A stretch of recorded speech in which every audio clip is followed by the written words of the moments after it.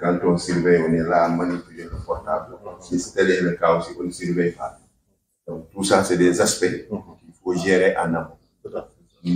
Surveiller, il faut fermer 30 minutes, 1 heure de temps. Pour épreuve passer, nous pouvons ce téléphone, c'est pour le bu fekkee nag balaa ngay ñëw am nga ngant mun nga ñëw gis président jox nga ma surveillance mais man dama fa bàyyi tawat de temps en temps damay woote si téléphone boobaa ñu rocci la jël keneen parce que loolu tamit si farata la comprendre voilà donc yooyu c'est des aspects si on le gère en amont on n'aura pas de problème au moment de corriger aussi on aimerait être édifié sur la correction ne pas bâcler le travail des enfants ñun ñëpp nañ fàttali il y a cela 30 ans 40 ans on était dans la même situation, n'est-ce pas? Et si les enseignants avaient fait comme nous, on ne serait pas la correction, c'est pour la grille des erreurs récurrentes. Ce qui est important, ce n'est pas de savoir qui est premier, qui est dernier, mais les erreurs que les enfants vont faire. Comment faire de telle sorte que pour les prochains devoirs, que l'élève ne répète plus ses erreurs, c'est ce qui est important. Les erreurs les plus récurrentes dans chaque épreuve. Il faut consolider, on partage ça dans le département. Les erreurs de Guinée seront partagées à Badakoun, à Panal, et on aura une banque d'erreurs. Pendant un trimestre, on va essayer de régler ces erreurs.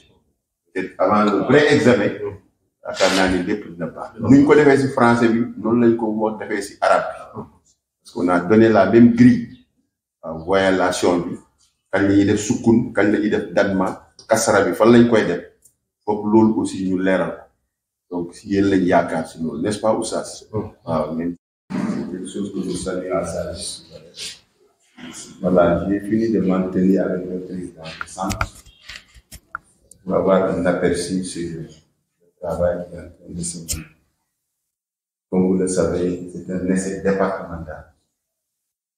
Ce qui est important, c'est le mot essai.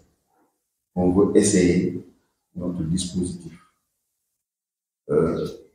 Au terme de cet essai, au-delà des statistiques que nous allons dégager, ce qu'on attend surtout, ce sont les erreurs récurrentes.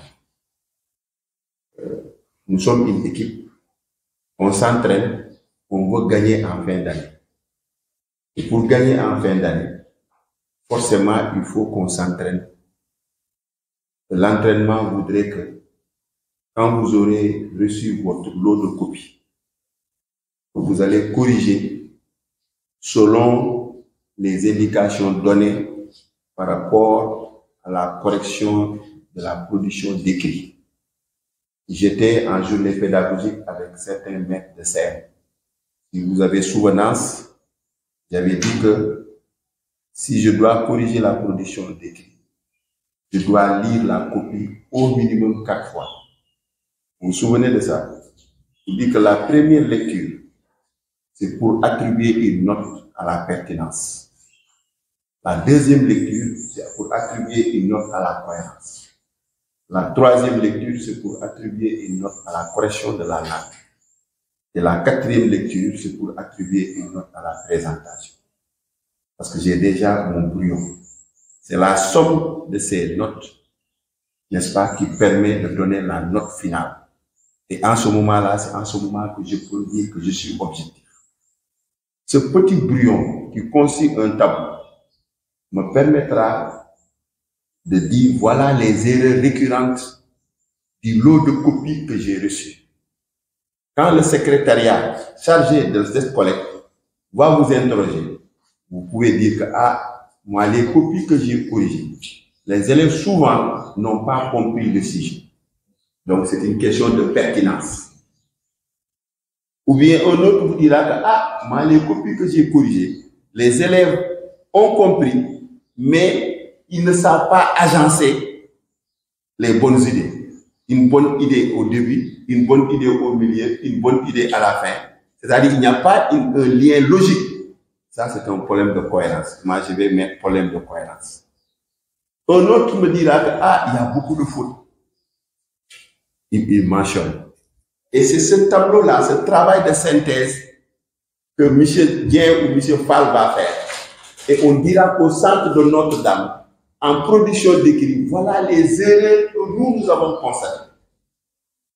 Cette liste d'erreurs, chaque directeur en partant, chaque maître de CM2 partira avec ce lot d'erreurs pour dire que si je demee lii laa war a fay ci mois bii di ñëw balaa examen du jot.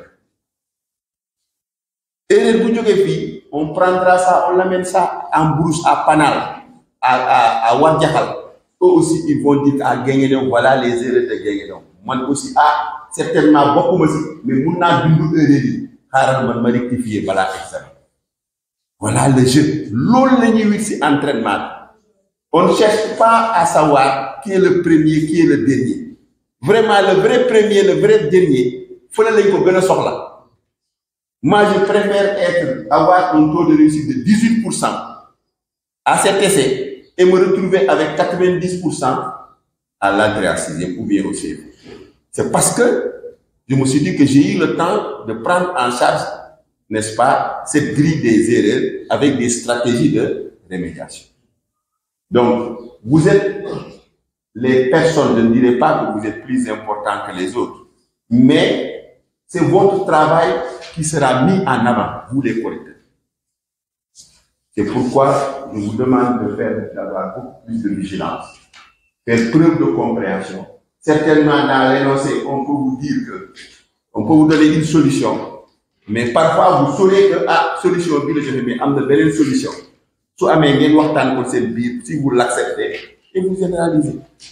En tout cas, nous sommes flexibles. Nous formons, nous avons une seule classe de CM2 dans le département. Combien de temps? Une seule classe de CM2 qu'on a positionnée dans différents sites. Donc, faisons de telle sorte que CM2, vous nous corrigez, vous nous dites, vraiment, c'est pas cette compétition-là. Nous corriger avec beaucoup plus d'objectivité et le responsable. En tout cas, nous avons confiance en